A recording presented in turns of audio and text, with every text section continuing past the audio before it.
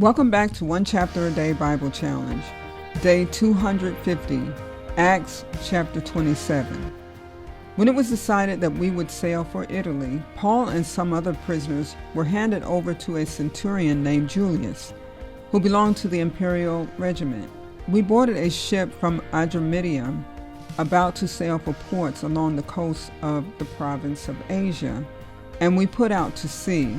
Aristarchus, a Macedonian from Thessalonica, was with us. The next day we landed at Sidon, and Julius, in kindness to Paul, allowed him to go to his friends so they might provide for his needs. From there, we put out to sea again and passed to the lee of Cyprus because the winds were against us. When we had sailed across the open sea off the coast of Cilicia and Pamphylia, we landed at Myra in Lycia.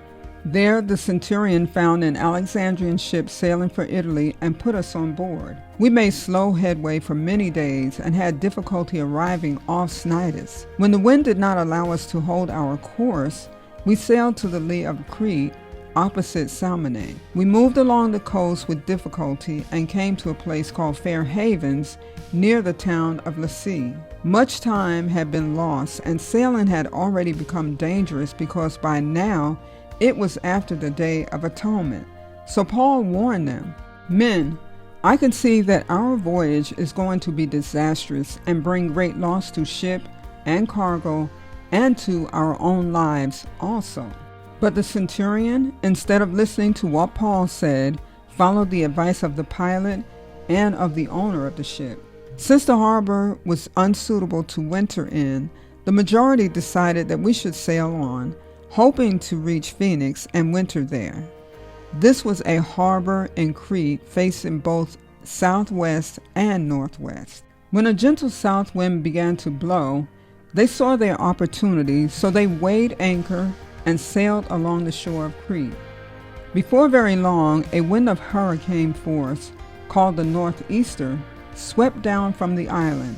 The ship was caught by the storm and could not head into the wind, so we gave way to it and were driven along. As we passed to the lee of a small island called Cauda, we were hardly able to make the lifeboat secure, so the men hoisted it aboard. Then they passed ropes under the ship itself to hold it together. Because they were afraid they would run aground on the sandbars of Syrtis, they lowered the sea anchor and let the ship be driven along. We took such a violent battering from the storm that the next day they began to throw the cargo overboard.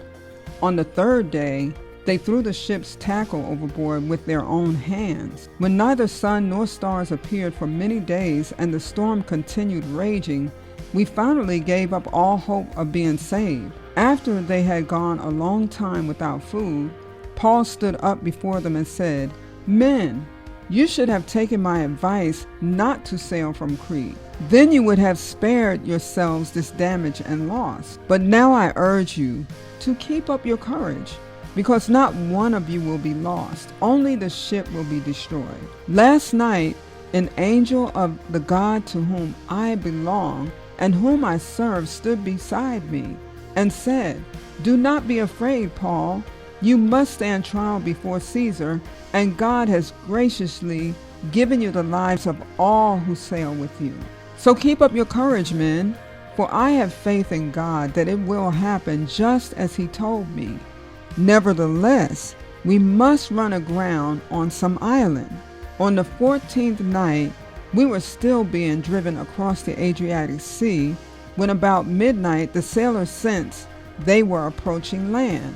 They took soundings and found that the water was 120 feet deep. A short time later, they took soundings again and found it was 90 feet deep.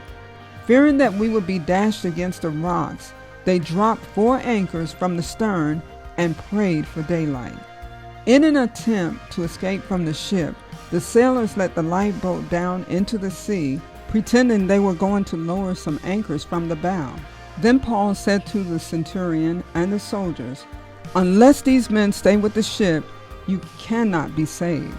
So the soldiers cut the ropes that held the lifeboat and let it drift away. Just before dawn, Paul urged them all to eat.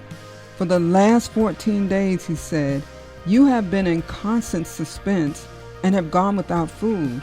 You haven't eaten anything. Now I urge you to take some food. You need it to survive. Not one of you will lose a single hair from his head." After he said this, he took some bread and gave thanks to God in front of them all. Then he broke it and began to eat. They were all encouraged and ate some food themselves. Altogether, there were 276 of us on board. When they had eaten as much as they wanted, they lightened the ship by throwing the grain into the sea.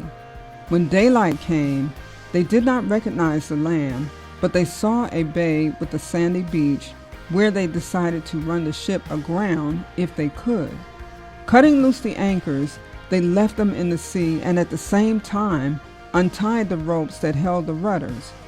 Then they hoisted the foresail to the wind and made for the beach. But the ship struck a sandbar and ran aground. The bow stuck fast and would not move, and the stern was broken to pieces by the pounding of the surf. The soldiers planned to kill the prisoners to prevent any of them from swimming away and escaping.